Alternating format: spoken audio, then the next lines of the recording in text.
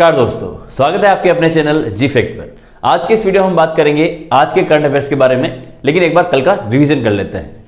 Number 1 question है हमारा कि राजस्थान विधानसभा चुनाव 2023 के लिए प्रदेश में कुल कितने मतदाता पंजीकृत है। तो आपको आंसर याद रखना है कि 5,29,31,152 जो है मतदाता राजस्थान के अंदर पंजीकृत है। ये आपको ध्यान रखना है। हाल ही में ये नवीन आंकड़ा जारी किया गया है, उसके बारे में आपको ध्यान रखना है। वर्ष 2024 में राजस्थान बॉडी बिल्डिंग संघ की ओर से state level body building championship का आयोजन कहां किया जाएगा। तो आंसर होगा इसका कोटा के अंदर जो है इसका आयोजन किया जाएगा, ये ध्यान रखना है। अगला है कि इसके आयोजन की तारीख भी आपको याद रखनी है, 20 और 21 जनवरी 2024 को इसका आयोजन होगा, यानी अगले साल इसका आयोजन किया जाएगा, ये आपको ध्यान रखना है। ठीक है। अगला है माता रमाबाई सामाजिक उत्थान संस्थान रेवाड़ी हरियाणा की ओर से आयोजित प्रतियोगिता में जयपुर के किस साहित्यकार की पुस्तक को सर्वश्रेष्ठ पुस्तक का पुरस्कार दिया गया है। तो आंसर होगा इसका रतनलाल सांभरिया की जो है पुरस्कार है, उसको जहाँ पर सर्वश्रेष्ठ पुस्तक का अवार्ड प्राप्त हुआ है, जिसकी पुस्तक का नाम आपको याद रखना। पुस्तक का नाम क्या है? तो सांप इनकी पुस्तक है और इनको यह अवार्ड प्राप्त हुआ है, ये ध्यान रखना है। ठीक है। अगला है गोवा में आयोजित 37वें राष्ट्रीय खेलों में झुंझुनू जिले की किस खिलाड़ी ने हैमर थ्रो में रजत पदक हासिल किया है। तो आंसर होगा मंजू बाला ने यहाँ पर रजत प्राप्त किया है। इनका संबंध कहां से आता है? तो याद रखना झुंझुनू जिले से इनका संबंध आता है, ये आपको ध्यान रखना है। ठीक है। बढ़ते हैं अगले क्वेश्चन की तरफ।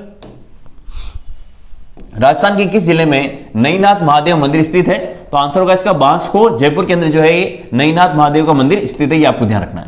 अगला है राजस्थान के किस प्रथम इंसॉल्वेंसी प्रोफेशनल को एक कार्यक्रम में अभिनेत्री माधुरी दीक्षित ने बेस्ट इंसॉल्वेंसी प्रोफेसर अवार्ड का से सम्मानित किया है। तो आंसर होगा इसका सत्येंद्र खोरानिया को यहां पर जो है सम्मानित किया गया है। किससे? बेस्ट इंसॉल्वेंसी प्रोफेशनल अवार्ड से इनको सम्मानित किया गया है। अगला क्वेश्चन है हमारा कि 5 नवंबर 2023 को क्रमानुसार कौन सा विश्नोई धर्म स्थापना दिवस मनाया गया है। तो आंसर होगा इसका 539वां स्थापना दिवस मनाया गया है। अगर हम बात करें विश्नोई धर्म की, अगर हम बात करें इसकी स्थापना किसने की थी, तो आप सबको पता ही है विश्नोई धर्म की स्थापना की। लेकिन हम बात कर लेते हैं यहाँ पे इनका जो अगर बात करें इसकी स्थापना कब हुई थी, तो 1485 ईस्वी संवत में इनकी अगर बात करें तो इनकी शुरुआत हुई थी। और ये जो अब कौन सा मनाया गया, तो 539वां विश्नोई धर्म स्थापना दिवस मनाया गया, ये ध्यान रखना है ना। स्थापना कब हुई थी? तो 1485 ईस्वी में इसकी स्थापना हुई थी। राज्य विधानसभा चुनाव 2023 में 100% मतदान के लिए सेल्फी विद फैमिली अभियान कहां शुरू किया गया है। तो आंसर होगा भिलवाड़ा के अंदर जो है शुरू किया गया है। कौन सा अभियान है? तो सेल्फी विद फैमिली। ठीक है। अगला क्वेश्चन हमारा कि स्विट्जरलैंड के जेनेवा में आयोजित होने वाले एक कार्यक्रम जिसका नाम क्या है? इंडो फ्लेम, है ना। इंडो फ्लेम में राजस्थान के कौन से प्रसिद्ध कलाकार अपनी कला का प्रदर्शन करेंगे। तो आंसर होगा इसका अनुराग हुसैन जो है इस कला का प्रदर्शन करेंगे। इस कार्यक्रम का आयोजन कब किया जाएगा? तो 24 से 26 नवंबर 2023 को इसका कार्यक्रम का आयोजन किया जाएगा, यह भी आपको ध्यान रखना है। अगला है इक्वाफाई लॉ स्कूल की ओर से राष्ट्रीय मूठ प्रतियोगिता का आयोजन कहां किया गया है। तो आंसर होगा इसका जयपुर के अंदर जो इसका आयोजन किया गया था, ये ध्यान रखना। ये तो था हमारे पुराने क्वेश्चन। अब हम लोग करेंगे हमारे आज के करंट अफेयर्स के महत्वपूर्ण क्वेश्चन। नंबर 1, राजस्थान हाईकोर्ट का कार्यवाहक मुख्य न्यायाधीश किसे बनाया गया है। अगर हम बात करें राजस्थान हाईकोर्ट की, तो राजस्थान हाईकोर्ट की स्थापना हुई थी 29 अगस्त। कब हुई थी इसकी स्थापना? तो 29 अगस्त 1949 को इसकी स्थापना की गई थी। ठीक है ना। कब की गई थी इसकी? 1949 को इसकी स्थापना की गई थी। हाल ही में इसका जो है अगर हम बात करें इसका जुबली वर्ष मनाया जा रहा है। कौन सा मनाया जा रहा है? तो आपको पता है यहाँ पे क्या मनाया जाता है? प्लेटिनम जुबली वर्ष मनाया जाता है, जो कि कितने साल पे गोल्डन जुबली वर्ष मनाया जा रहा है, जो कि कौन सा नंबर का है इसका? 75वां जुबली वर्ष इसका मनाया जा रहा है। ठीक है ना। जुबली वर्ष अभी हाल ही में इसका मनाया जा रहा है। ठीक है ना। जिसकी शुरुआत कब से हुई? तो 14 अक्टूबर से इसकी शुरुआत हुई है। कब से हुई है इसकी शुरुआत? 14 अक्टूबर से इसकी शुरुआत हुई। और इसकी शुरुआत कहां पर हुई है? तो जयपुर में इसकी शुरुआत हुई है। ठीक है। इसका अगर हम बात करें जब इसका 75 वर्ष पूर्ण हो जाएगा तब इसके कार्यक्रम का आयोजन किया जाएगा। वो कहां किया जाएगा? ध्यान रखना, वो आयोजन होगा जोधपुर के अंदर इसका आयोजन किया जाएगा, वो ध्यान रखना है ना भाई। इसका जुबली वर्ष जो है मनाया जा रहा है कौन सा? 14 अक्टूबर से जिसकी शुरुआत की गई है, जिसमें जो है हमारे अगर हम बात करें जो सुप्रीम कोर्ट के जो चीफ जस्टिस है वो यहाँ पर जो है उस समय आए थे प्रोग्राम के अंदर। और इसका समापन कब होगा? तो जोधपुर के अंदर होगा। इसका समापन प्रोग्राम जो है वहां मनाया जाएगा। हमारे क्वेश्चन है कि कार्यवाहक मुख्य न्यायाधीश किसे बनाया गया है। तो आंसर होगा इसका मनींद्र मोहन श्रीवास्तव को यहाँ पर जो है कार्यवाहक निदेशक बनाया गया। अगर बात करें ऑगस्टिन जॉर्ज मसीह जो थे, ये अभी जस्ट 41वें नंबर के मुख्य न्यायाधीश थे। यहाँ पे कौन से नंबर के थे? 41वें नंबर के मुख्य न्यायाधीश थे, जिनको जो अब सुप्रीम कोर्ट के अंदर लगा दिया गया है। इसकी वजह से अब जो कार्यवाहक मुख्य न्यायाधीश बनाया गया, तो किसको बनाया गया है? MM श्रीवास्तव को, मनींद्र मोहन श्रीवास्तव। अगर बात करें कमलकांत वर्मा की, तो कमलकांत वर्मा याद रखना ये प्रथम मुख्य न्यायाधीश थे। ये क्या थे? तो प्रथम मुख्य न्यायाधीश थे। कौन न्यायाधीश कौन थे? तो याद रखना कि कमलकांत वर्मा थे। विनु गुप्ता की अगर बात करें तो ये है रेरा की अध्यक्ष। ये किसकी अध्यक्ष है? तो ये रेरा की अध्यक्ष बनाई गई है। ठीक है। ये भी आपको ध्यान रखना है। ठीक है ना। रेरा की अध्यक्ष इनको बनाया गया है। तो सारी चीज आपको समझ में आ गई होगी कि भाई कार्यवाहक मुख्य न्यायाधीश किसको बनाया गया, मनिंद्र मोहन श्रीवास्तव को। ऑगस्टिन जॉर्ज मसीह जो है 41वें नंबर के मुख्य न्यायाधीश थे। कमलकांत वर्मा की बात करें तो ये प्रथम मुख्य न्यायाधीश थे, और विनु गुप्ता कौन है, तो रेरा के अध्यक्ष है। अगर बात करें राजस्थान हाईकोर्ट की स्थापना कब हुई थी, तो 29 अगस्त 1949 की स्थापना हुई थी। इसका भी हमेशा याद रखना कि 75वां जुबली वर्ष इस साल मनाया जा रहा है, जिसका शुरुआत कब से हुआ था, तो 14 अक्टूबर को जयपुर से इसकी शुरुआत हुई है। इसका समापन समारोह कहां मनाया जाएगा, तो जोधपुर के अंदर समापन समारोह भी इसका मनाया जाएगा। ये भी आपको ध्यान रखना है। तो ये अच्छा क्वेश्चन है, ध्यान रखना है। अगला क्वेश्चन है हमारा, गोवा में आयोजित 37वें राष्ट्रीय खेलों में राजस्थान ने कुल कितने पदक यहां पर प्राप्त किए हैं, तो आंसर होगा राजस्थान ने यहां पर जो है कुल मिला के 66 पदक प्राप्त किए। इसमें से अगर बात करें स्वर्ण पदक किसने हासिल किए, तो स्वर्ण पदक हासिल किए 14 स्वर्ण पदक हासिल किए। अगर बात करें रजत पदक कौन सा हासिल किए, तो रजत पदक हासिल किए 18। और अगर बात करें 34 पदक हासिल किए इन्होंने, कांस्य पदक हासिल किए। ये भी आपको यहाँ पे ध्यान रखना है। थोड़ी सी डिटेल जान लेते हैं। आप सबको पता है कि 37वें राष्ट्रीय खेलों का आयोजन कहां किया जा रहा है, गोवा के अंदर जिसका आयोजन हो रहा है, ठीक है ना, गोवा में जिसका आयोजन किया जा रहा है। अगर हम बात करें इसमें राजस्थान के दल ने कितने खिलाड़ियों ने पार्टिसिपेट किया है, तो राजस्थानी जो दल है, इस राजस्थानी दल के जो अगर हम बात करें तो 480 लोगों ने यहाँ पे पार्टनरशिप किया है। इसका स्पॉन्सर कौन कर रहा है, तो स्पॉन्सर का भी आपको याद रखना है कि स्पॉन्सर कर रहा है एसबीआई बैंक। कौन कर रहा है, एसबीआई बैंक पर। अगर हम बात करें इस पदक तालिका में स्थान कौन सा रहा है, तो ये भी याद रखना है कि पदक तालिका के अंदर जो है राजस्थान का स्थान रहा है, पदक तालिका के अंदर अगर हम बात करें पदक तालिका में स्थान है ना, पदक तालिका में स्थान, तो पदक तालिका में स्थान आपको याद रखना है कि पदक तालिका में स्थान जो रहा है वो रहा है 13वां नंबर पे राजस्थान इस बार रहा है, ठीक है ना। पहले पिछले साल रहा था, मतलब जब पिछली बार आयोजन किया गया था तब कौन से नंबर पे रहा था, 20वें नंबर पे रहा था। और इस बार कौन से नंबर पे रहा है, तो याद रखना 13वें नंबर पे, जिसमें से गोल्ड मेडल आपको याद रखने कितने 14, रजत पदक कितने याद रखने 18, और कांस्य पदक कितने हैं तो 34, और टोटल मिला के कितने हैं तो हमारे याद रखना 66 पदक है। अगर हम बात करें थोड़ी सी कि भाई राजस्थान में जो है कि किस किसने यहाँ पर पदक प्राप्त किए हैं, थोड़ी सी वो भी जानकारी हम लोग ले लेते हैं यहाँ पे, ठीक है। थोड़ा सा मैं इसको इरेज कर लेता हूँ यहाँ पे। हम बात करेंगे राजस्थान ने जो है गोल्ड मेडल हासिल किए हैं। इस राजस्थान में जो गोल्ड मेडल हासिल किए हैं वो किस किस खिलाड़ी ने यहाँ पर हासिल किए, तो उनके नाम हम लोग यहाँ पे थोड़ा सा देख लेते हैं। अगर बात करें सबसे पहले नितेश जहांगीर का, किसकी बात करें, नितेश जहांगीर, ठीक है ना। तो नितेश जहांगीर का आपको याद रखना, इन्होंने भी क्या है गोल्ड मेडल हासिल किया। हम लोग किसी बात कर रहे हैं यहाँ पे जिसने गोल्ड मेडल हासिल किया, मैं उसके बारे में बात कर रहा हूँ। नितेश जहांगीर ने बात किया है यहाँ पे। इसके अलावा हम बात करें सुनील जाखड़, किसकी बात कर रहे हैं हम लोग, सुनील जाखड़। इस सुनील जाखड़ ने भी क्या किया है, गोल्ड मेडल हासिल किया। इसके अलावा बात करें अदिति की, किसकी बात कर रहे हैं हम लोग, अदिति ने भी क्या किया है, तो गोल्ड मेडल हासिल किया है। इसके बाद हम बात कर सकते हैं आराध्या चोपड़ा की, किसकी बात कर सकते हैं हम लोग, आराध्या चोपड़ा। इस आराध्या चोपड़ा ने भी क्या किया, तो गोल्ड मेडल हासिल किया है। इसके अलावा हम किसकी बात कर सकते हैं, तो शहादत अहमद की, ठीक है ना, ये नया नाम आपके लिए, शहादत अहमद ने भी क्या किया है ना, गोल्ड मेडल हासिल किया है। इसके अलावा हम बात कर सकते हैं प्रिया गुर्जर की, किसकी बात कर सकते हैं हम लोग, प्रिया गुर्जर की यहाँ पे बात कर सकते हैं हम लोग। इसके अलावा और किसी बात कर सकते हैं, तो हम लोग याद कर सकते हैं कृति स्वामी को, ठीक है ना, कृति स्वामी को। ये अगर हम बात करें तो देखो 1 2 3 4 5 6 7 जन है, तो ये हो गए। इसके अलावा अगर हम बात करें तो महिला तीरंदाजी टीम, ठीक है ना, महिला तीरंदाजी टीम ने क्या किया है, गोल्ड मेडल हासिल किया। इसके अलावा अगर बात करें पुरुष बास्केटबॉल टीम ने जो है गोल्ड मेडल हासिल किया है। इसके अलावा हम बात करें तो पुरुष रोल बॉल टीम ने, ठीक है ना, पुरुष रोल बॉल टीम ने यहाँ पे पदक प्राप्त किया है। तो कुल मिलाकर कितने हो गए 10, नितेश जहांगीर, सुनील जाखड़, अदिति, आराध्या चोपड़ा, शहादत है ना, ये नाम क्या है, तो शहादत है इनका नाम, ठीक है, शहादत अहमद इनका नाम है, प्रिया गुर्जर है, कृति स्वामी है। महिला तीरंदाजी टीम ने भी पदक जीता है, पुरुष बास्केटबॉल टीम ने जीता है, पुरुष रोल बॉल टीम ने जीता है। इसके अलावा जो 4 पदक और बचे हैं वो जीता है हमारे वुशु टीम ने। किसने जीता है, तो वुशु टीम ने जो यहाँ पे पदक प्राप्त किया है। तो ये कुल मिला के 14 स्वर्ण पदक जो राजस्थान ने हासिल किए थे, उसके बारे में मैंने आपको थोड़ी सी डिटेल दे दी है। स्वर्ण पदक जिस जिसने हासिल किया है उसके बारे में आपको जरूर जानकारी रखनी है। अगर आपको वीडियो पसंद आ रहा हो तो प्लीज आप वीडियो को लाइक करें और अपने दोस्तों के साथ जरूर इसको शेयर करें, ठीक है। देखो अब हम लोग थोड़ी डिटेल जान लेते हैं। नितेश जहांगीर ने किसमें पदक प्राप्त किया, तो भारोत्तोलन में स्वर्ण पदक प्राप्त किया है। अगर बात करें सुनील जाखड़ ने तो तलवारबाजी के अंदर प्राप्त किया है। अदिति ने किसमें किया है, तो पेनक सिलाट के अंदर किया है।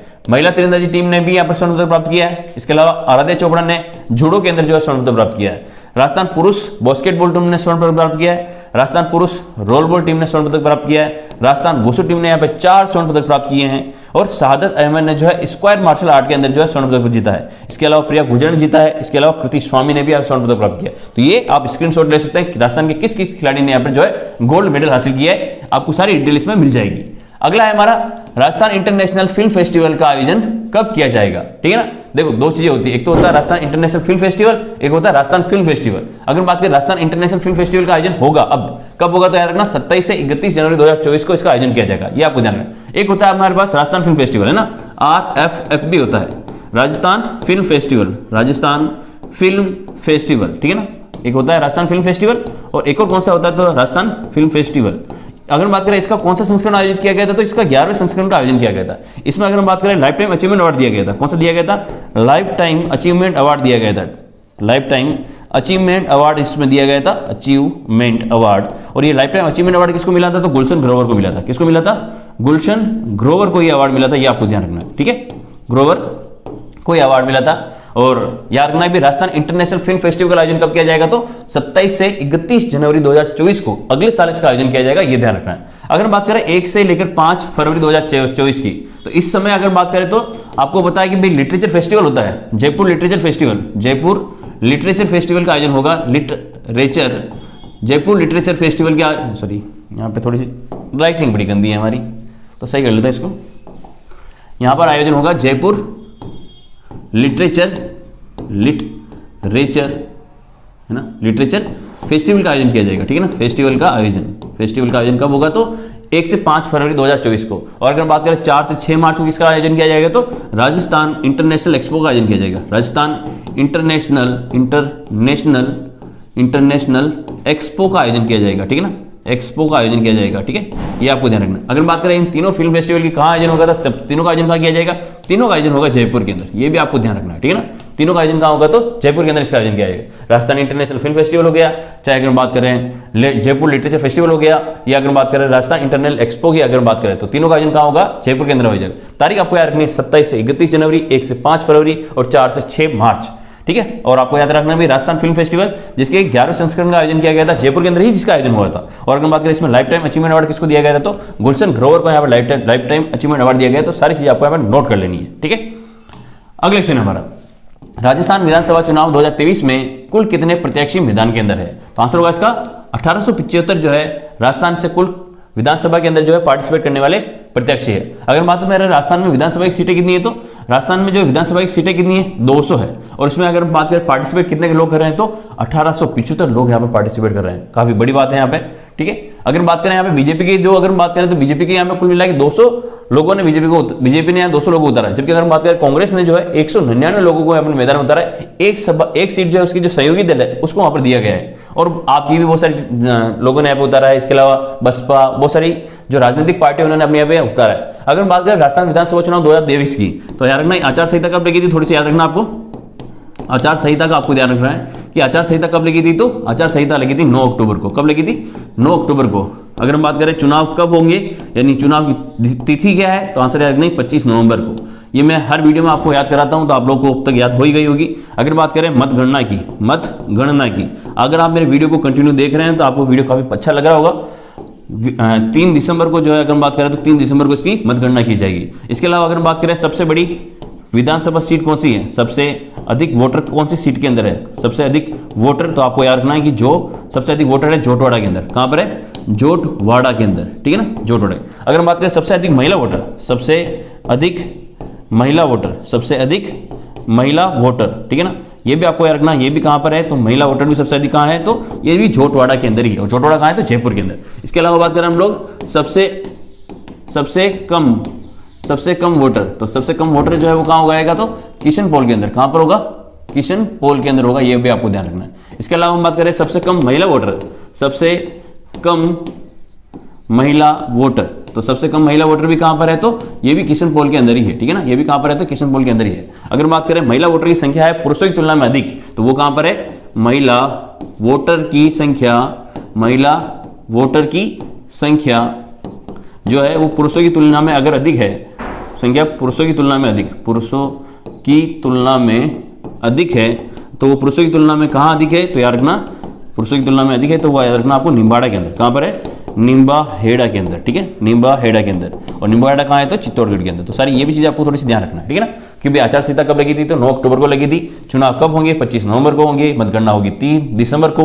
सबसे अधिक वोटर कहाँ है? जोटवाड़ा के अंदर। सबसे अधिक महिला वोटर कहाँ है? तो वो भी कहाँ है? जोटवाड़ा के अंदर। अगर बात करें सबसे कम वोटर कहाँ है? तो किशनपोल के अंदर। और सबसे कम महिला वोटर भी कहाँ पर है? तो वो भी कहाँ पर है? किशनपोल के अंदर। अगर बात करें महिला वोटर की संख्या पुरुषों की तुलना में अधिक है, तो आंसर हो जाएगा निम्बाड़ा, चित्तौड़गढ़ के अंदर इसकी संख्या अधिक है। तो ये सारी चीज आपको ध्यान रखनी है। इसके अलावा जो है अलग अलग डिस्ट्रिक्ट के अंदर जो है बहुत सारे अभियान भी चलाए जा रहे हैं। जैसे अगर बात करें बाल हट अभियान कहाँ चलाया जा रहा है? तो साचोर, जालोर जिला प्रशासन के द्वारा पे चलाया जा रहा है। अगर बात करें ओ मारा राम जी वोट देवाने चाल जो कहां पर चलाया जा रहा है? तो ये चलाया जा रहा है हमारे अजमेर के अंदर चलाया जा रहा है। इस तरह से बहुत सारे अभियान भी चलाए जा रहे हैं और इससे संबंधित बहुत सारी एप्लीकेशन भी हाल ही में लॉन्च की गई है। उसके बारे में हम लोग अगले क्वेश्चन में जानेंगे, ठीक है। अगला है चौराहे के 3 रास्ते किसकी कहानी संग्रह है, ठीक है ना। नाम याद रखना भी, एक तो क्या है? एक कहानी संग्रह है। नाम क्या है? चौराहे के 3 रास्ते। आंसर होगा इसका डॉक्टर विनोद सोमानी हंस, ठीक है ना। ये क्या है? इसके लेखक है, ये आपको ध्यान रखना है। अगर बात करें रजनी मोरवाल की हाल ही में एक पुस्तक लॉन्च हुई थी जिसका नाम क्या था? तो बटन रोज था। जिसका नाम क्या था? तो बटन रोज।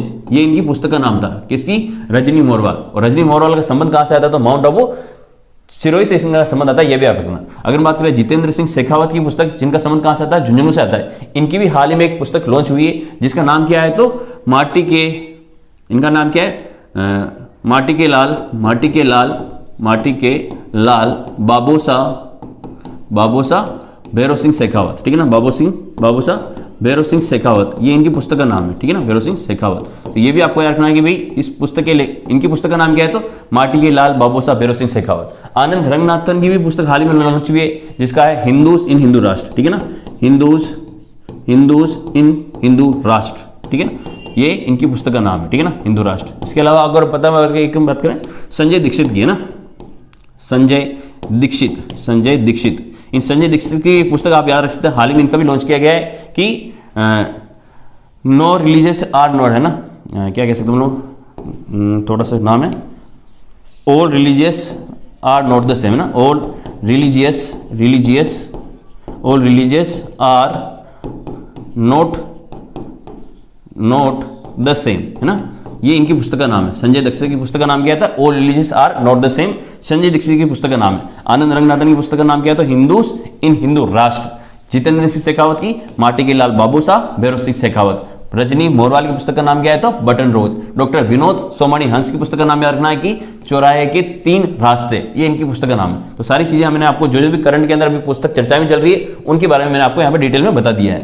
अगले क्वेश्चन हमारा, प्रदेश में ई एजुकेशन से छात्रों का भविष्य संवारने के उद्देश्य से स्कूल शिक्षा विभाग ने कौन सा मिशन शुरू किया है? तो आंसर होगा इसमें मिशन स्टार्ट। अगर बात करें मिशन स्टार्ट जो है किससे संबंधित है? तो याद रखना है कि जब भी कभी भी किसी भी कालांश में अगर कोई स्कूल है वहां पर अगर टीचर उपलब्ध नहीं है, किसी कारणवश वो अगर छुट्टी पे गया हुआ है या और कोई कारण है, तो उसकी जगह जो है वहां पर क्या किया जाएगा? ऑनलाइन वीडियो चला दिया जाएगा। उसकी सहायता से क्या कर सकते हैं? बच्चे वहां पर पढ़ाई कर सकते हैं। यानी जो खाली कालांश है उसका सदुपयोग करने के लिए किसको स्टार्ट किया गया? तो मिशन स्टार्ट को स्टार्ट किया गया। यानी शिक्षक की अनुपस्थिति में जो है ऑनलाइन एजुकेशन उपलब्ध कराई जाएगी किसको? बच्चों को। इसके लिए कौन सा स्टार्ट किया गया? तो मिशन स्टार्ट किया गया, मिशन स्टार्ट। अगर बात करें मिशन ज्ञान, अगर बात करें वहां पर जो इंटरनेट की अगर सुविधा नहीं है तो वहां पर बच्चे किस प्रकार से पढ़ेंगे? भाई अगर ये तो बात करें जब इंटरनेट की सुविधा अगर है मान लो उस विद्यालय में, तब तो ऑनलाइन वीडियो चला दिया जाएगा। लेकिन अगर बात करें भाई मिशन ज्ञान किससे संबंधित है, तो यहां पर हार्डवेयर के अंदर क्या कर लिया जाता है? वीडियो रिकॉर्ड कर लिया जाता है, उसके बाद में उसको प्ले कर दिया जाएगा मिशन ज्ञान के तहत। तो ये भी आपको याद रखना, ये तो ऑनलाइन चालू किया जाएगा। ये अगर बात करें तो पहले से रिकॉर्डेड वीडियो वहां पर चला दिया जाएगा। अगर बात करें माई संदेश, तो ये स्कूल शिक्षा विभाग की क्या है? मासिक पत्रिका है। ये भी याद रखना, ये क्या चीज है? तो ये मासिक पत्रिका है। किसकी है मासिक पत्रिका? तो याद रखना ये स्कूल शिक्षा विभाग की क्या है? मासिक पत्रिका है। तो सारी चीज आपको समझ में आ गई। मिशन स्टार्ट से संबंध किसका संबंध है? तो मिशन स्टार्ट से संबंध है, याद रखना, ऑनलाइन एजुकेशन से। टीचर के अनुपस्थिति में ऑनलाइन वीडियो प्ले किया जाएगा वहां पर, जिसका संबंध किससे? तो मिशन स्टार्ट से। अगर मान लो वहां पर इंटरनेट की सुविधा नहीं है तो वहां पर अगर बात करें मिशन ज्ञान के तहत जो है रिकॉर्डेड वीडियो वहां पर चलाया जाएगा। ये याद रखना मिशन ज्ञान। माई संदेश क्या है? तो मासिक पत्रिका है स्कूल शिक्षा विभाग की। तो ये सारी चीजें आपको नोट कर लेनी है। अगले क्वेश्चन है हमारा, राज्य में स्थापित संचालित सभी संस्था विभागों के पंजीयन हेतु कौन सा पोर्टल शुरू किया गया है? तो आंसर होगा इसका ऑप्शन नंबर 1, संख्या आधार का पोर्टल शुरू किया गया है। किसके लिए? याद रखना कि राज्य में स्थापित संचालित सभी संस्थानों विभागों के पंजीयन हेतु इसको चालू किया गया है। अगर बात करें इन तीनों एप्लीकेशन का संबंध किससे है? तो चुनाव से संबंधित है। इनका संबंध किससे है? तो यार ना चुनाव से इनका संबंध है, जो कि कौन सा विधानसभा चुनाव बात कर रहे हैं हम लोग? 2023। अगर बात करें सी विजिल ऐप क्या है? तो सी विजिल ऐप क्या रखना कि कोई भी नेता हुआ या कोई भी व्यक्ति जो है अगर चुनाव में किसी प्रकार का फर्जीवाड़ा कर रहा है, यानी कुछ घोटाला करने की कोशिश कर रहा है, तो इसकी शिकायत कहां पर कर सकते हैं? यहाँ पे सी विजिल ऐप के अंदर यहाँ पे शिकायत की जा सकती है। ये एक तरीके से क्या है, तो ये शिकायत करने के लिए एप्लीकेशन बनाई गई है सी विजिल ऐप। अगर बात करें सहज भिलवाड़ा, तो ये भिलवाड़ा के अंदर एक एप्लीकेशन लॉन्च की गई है। इसके तहत अगर बात करें तो जो दिव्यांगजन है या जो 80 साल से अधिक आयु के जो पुरुष वर्ग के जो व्यक्ति हैं, उनको अगर किसी प्रकार की सहायता अगर चाहिए तो इस सहज भिलवाड़ा के ऊपर अप्लाई कर सकते हैं ना। अगर बात करें कौन से के लिए, दिव्यांग के लिए, एक तो किसके लिए बनाए गए, दिव्यांग के लिए, 80 वर्ष से ऊपर के लिए जो व्यक्ति हैं उनकी सुविधा के लिए इस अप्लाई का निर्माण किया गया। अगर बात करें सुविधा ऐप, तो सुविधा किसके लिए, भी चुनाव से संबंधित जो भी मामले हैं उनके निस्तारण के लिए इसको बनाया गया है। निस्तारण के लिए किसको चालू किया गया है, तो सुविधा ऐप को चालू किया है। तो ये सारी चीजें याद रखनी है। इन तीनों सी विजिल ऐप हो गया, ये भी कौन सी है, तो सी विजिल ऐप है, सहज भिलवाड़ा ऐप है, सुविधा ऐप है। इन तीनों का संबंध कहां से आता है, तो चुनाव से इनका संबंध आता है। संख्या आधार का संबंध कैसे है, तो जो राज्य के अंदर जो स्थापित संचालित सभी संस्थान है या विभाग है उनके पंजीयन हेतु कौन सा पोर्टल शुरू किया गया, तो संख्या आधार पोर्टल शुरू किया गया है। ये आपको ध्यान रखना है। आपको अगर वीडियो आता हो समझ में, अच्छा समझ में आता तो प्लीज आप वीडियो को लाइक किया करें और चैनल को सब्सक्राइब किया करें। राजस्थान के किस सरकारी अस्पताल में स्ट्रोक इंटरवेंशन लैब की स्थापना की जा रही है, तो आंसर होगा इसका सवाई मानसिंह अस्पताल जयपुर के अंदर स्थापना की जा रही है। एक चीज आपको याद रखनी है भाई, एम्स जोधपुर के अंदर जो है इसका हाल ही में एक रूरल सेंटर बनाया गया है, जिसका नाम आपको याद रखना है नेत्रा जोधपुर। नेत्रा जोधपुर के अंदर याद रखना है कि इसका रूरल सेंटर, ये काफी इंपॉर्टेंट चीज है ना, ये मोस्ट इंपॉर्टेंट चीज एग्जाम में पूछी जा सकती है। बाकी भाई अस्पताल के अंदर बहुत सारी चीजें नई नई स्थापना की जा रही है, उसका एग्जाम में आने के लिए मुझे कम लगता है कि चांस कम होता है, लेकिन इसका हाल ही में एक रूरल सेंटर बनाया गया है जो कि काफी इंपॉर्टेंट है, जो कि नेत्रा जोधपुर के अंदर बनाया गया है। बाकी आपको याद रखना है कि इंटरनेशनल स्ट्रोक इंटरवेंशन लैब कहां स्थापित किया गया है, तो सवाई मानसिंह अस्पताल के अंदर स्थापित किया गया, ये आपको ध्यान रखना है। अगला क्वेश्चन है हमारा, राजस्थान के जोधपुर कृषि विश्वविद्यालय के किस प्रोफेसर द्वारा आंध्र प्रदेश के पासीघाट में बोने ततैया की एक नई प्रजाति की खोज की गई है, तो आंसर होगा इसका डॉक्टर एम कुमावत के द्वारा यहाँ पर जो है खोज की गई है। किसकी, बोने ततैया की यहाँ पर खोज की गई है। अगर बात करें सुनीता मिश्रा की, तो जो हमारे मोहनलाल सुखाड़िया विश्वविद्यालय है, मोहनलाल सुखाड़िया MLS विश्वविद्यालय जो कि कहां स्थित है, उदयपुर के अंदर है। ये क्या है, उदयपुर के अंदर है, ये इनकी वीसी है, ठीक है, ये आपको ध्यान रखना है, महिला वीसी है ना। इसके बाद हम करें अल्पना कटेचा की, तो जो हमारे आर्यू है राजस्थान यूनिवर्सिटी है जो कि कहां इसके अंदर है, जयपुर के अंदर है, ये क्या है, वहां की वीसी, ये भी आपको ध्यान रखना है। इसके अलावा अगर बात करें कुसुमलता भंडारे की, जो महात्मा गांधी जो दिव्यांग यूनिवर्सिटी है जो कि कहां स्थित है, जोधपुर के अंदर है ना, महात्मा गांधी दिव्यांग यूनिवर्सिटी, ठीक है ना, महात्मा गांधी दिव्यांग यूनिवर्सिटी। और ये महात्मा गांधी दिव्यांग यूनिवर्सिटी कहां है, तो यार ना जोधपुर के अंदर स्थित है ना। यहां पर जो है अगर बात करें इसकी जो विषय, इनका नाम क्या है, तो डॉक्टर कुसुमलता भंडारी है, तो ये याद रखना है ना। इस क्वेश्चन का आंसर क्या है, तो इस क्वेश्चन का तो आंसर आपको याद रखना है, ये इसका आंसर होगा डॉक्टर MM कुमावत, इसका आंसर होगा, ठीक है ना। इन्होंने क्या किया, तो बोने ततैया की यहाँ पर नई प्रजाति की यहाँ पर खोज की, ये ध्यान रखना है। अगला और आज का हमारा अंतिम क्वेश्चन, मुख्यमंत्री ने राजस्थान में मनोवैज्ञानिक परामर्श केंद्र कहां स्थापित किए जाने के प्रस्ताव को स्वीकृति प्रदान की है, तो आंसर होगा इसमें उपरोक्त सभी, है ना, यानी सॉरी यहाँ पर क्या होगा, गलत लिख दिया यहाँ पर होगा उपरोक्त सभी, ठीक है, इनमें से कोई नहीं होगा, उपरोक्त सभी इसका सही आंसर होगा, ठीक है। अगर बात करें कोटा, जोधपुर और जयपुर तीनों के अंदर जो है मनोवैज्ञानिक परामर्श केंद्र खोले जाएंगे। तो यह था हमारा आज का वीडियो। आपको वीडियो कैसा लगा, प्लीज वीडियो को कमेंट करके जरूर बताएं, वीडियो को लाइक करें, चैनल को सब्सक्राइब करें, दोस्तों के साथ वीडियो को शेयर करें। जय हिंद, जय भारत।